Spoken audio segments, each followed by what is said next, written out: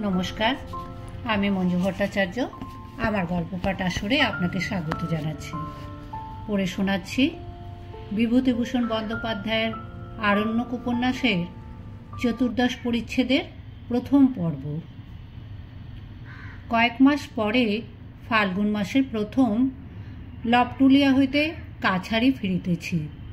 জঙ্গলের মধ্যে কুণ্ডির ধারে বাংলা কথাবার্তায় ও হাসির শব্দে ঘোড়া থামাইলাম। যত কাছে যাই ততই আশ্চর্য হই। মেয়েদের গলাও শোনা যাইতেছে। ব্যাপার কি? জঙ্গলের মধ্যে ঘোড়া ঢুকাইয়া কুণ্ডির ধারে লইয়া গিয়া দেখি বন ঝাউয়ের ঝোপের ধারে শতরঞ্জি পাতিয়া ৮-১০টি বাঙালি ভদ্রলোক বসিয়া গল্পগুজব করিতেছে। ৫-৬টি মেয়ে কাছেই রান্না করিতেছে। ৬-৭টি ছোট ছোট ছেলে মেয়ে ছুটাছুটি করিয়া খেলাপ করিয়া বেড়াইতেছে। কোথা হইতে এতগুলি মেয়ে পুরুষ এই ঘোর জঙ্গলে ছেলেপুলে লইয়া পিকনিক করিতে আসিল বুঝিতে না পারিয়া অবাক হইয়া দাঁড়িয়ে আছি। এমন সময় সকলেরই চোখ আমার দিকে পড়িল। একজন বাংলায় বলিল, এই ছাতুটা আবার কোথা থেকে এসে জুটল এ জঙ্গলে? আমব্রেলু। আমি ঘোড়া হইতে নামিয়া তাহাদের কাছে যাইতে যাইতে বলিলাম, আপনারা বাঙালি দেখছি, এখানে কোথা থেকে এলেন? তারা খুব আশ্চর্য হইল, অপ্রতিভ হইল। বলিল, ও মশাই বাঙালি, কিছু মনে করবেন না, আমরা ভেবেছি। বলিলাম, না না, মনে করিবার আছে কি? তা আপনারা কোথা থেকে আসছেন? বিশেষ মেয়েদের নিয়ে? আলাপ জমিয়া গেল। এই দলের মধ্যে প্রৌঢ় ভদ্রলোকটি একজন রিটায়ার্ড ডেপুটি ম্যাজিস্ট্রেট রায় বাহাদুর। বাকি সকলে তার ছেলে, ভাইপো, ভাইজি, মেয়ে, নাতনি, জামাই, জামাইয়ের বন্ধু ইত্যাদি। রায় বাহাদুর কলিকাতায় থাকিতে একখানি বই পড়িয়া জানিতে পারেন পূর্ণিয়া জেলায় খুব শিকার মেলে। তাই শিকার করিবার কোনো সুবিধা হয় কিনা দেখিবার জন্য পূর্ণিয়ায় তার ভাই মুন্সেফ সেখানেই আসিয়াছিলেন। আজ সকালে সেখান হইতে ট্রেনে চাপিয়া বেলা 10টার সময় কাটারিয়া পৌঁছেন। সেখান হইতে নৌকা করিয়া কুশি নদী বাহিয়া এখানে পিকনিক করিতে আসিয়াছেন। কারণ সকলের মুখেই নাকি শুনিয়াছেন লবটুলিয়া, বোমাইবুড়ু ও ফুলকিয়া বৈহারের জঙ্গল না দেখিয়া গেলে জঙ্গল দেখাই হয় না। পিকনিক সারিয়াই 4 মাইল হাঁটিয়া মোহনপুরা জঙ্গলের নিচে কুশি নদীতে গিয়া নৌকা ধরিবেন। ধরিয়া আজ রাত্রেই কাটারিয়া ফিরিয়া যাইবেন। আমি সত্যি অবাক হইয়া গেলাম। সম্বলের মধ্যে দেখিলাম ইহাদের সঙ্গে আছে একটা দোনলা শর্ট গান। ইহাই ফসা করিয়া এই ভীষণ জঙ্গলে ইহারা ছেলে মেয়ে লইয়া পিকনিক করিতে আসিয়াছে। অবশ্য সাহস আছে, অস্বীকার করিব না, কিন্তু অভিজ্ঞ রায় বাহাদুরের আর একটু সাবধান হওয়া উচিত ছিল। মোহনপুরা জঙ্গলের নিকট দিয়া এদেশে জঙ্গলি লোকেরই সন্ধ্যার পূর্বে যাইতে সাহস করে না। বন্য মহিষের ভয়ে বাঘবার হওয়াও আশ্চর্য নয়। বুনো শুয়োর আর সাপের তো কথাই নেই।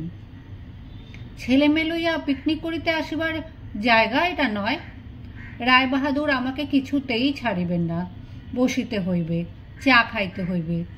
আমি এই জঙ্গলে কি করি, কি বৃত্তান্ত? আমি কি কাঠের ব্যবসা করি? নিজের ইতিহাস বলিবার পরে তাহাদিগকে সব শুদ্ধ কাছারিতে রাত্রি যাপন করিতে অনুরোধ করিলাম, কিন্তু তাহারা রাজি হইলেন না। রাত্রি 10টার ট্রেনে কাটারিয়াতে উঠিয়া পূর্ণিয়া আজই রাতে 12টায় পৌঁছিতে হইবে। না ফিরিলে বাড়িতে সকলে ভাবিবে, কাজেই থাকিতে অপারগ ইত্যাদি। জঙ্গলের মধ্যে ইহারা এত দূর কেন পিকনিক করিতে আসিয়াছেন তাহা বুঝিলাম না। লবটুলিয়া বৈহারের উন্মুক্ত প্রান্তর, বনানী ও দূরের পাহাড়াজির শোভা, সূর্যাস্তের রং, পাখির ডাক, 10 হাত দূরে বনের মধ্যে ঝোপের মাথায় মাথায় এই বসন্তকালে কত চমৎকার ফুল ফুটিয়া রহিয়াছে, এসবের দিকে ইহাদের নজর নাই দেখিলাম। ইহারা কেবল চিৎকার করিতেছে, গান গাহিতেছে, ছুটাছুটি করিতেছে, খাওয়ার তরিবাদ কিসে হয় সেই ব্যবস্থা করিতেছে। মেয়েদের মধ্যে 2টি কলিকাতায় কলেজে পড়ে, বাকি 2-3টি স্কুলে পড়ে। ছেলেগুলির মধ্যে একজন মেডিকেল কলেজের ছাত্র, বাকিগুলি বিভিন্ন স্কুল কলেজে পড়ে। কিন্তু প্রকৃতির এই অত্যাশ্চর্য সৌন্দর্যময় রাজ্যে দৈবাৎ যদি আসিয়াই পড়িয়াছে, দেখিবার চোখ নাই আদৌ। প্রকৃতপক্ষে ইহারা আসিয়াছিল শিকার করিতে।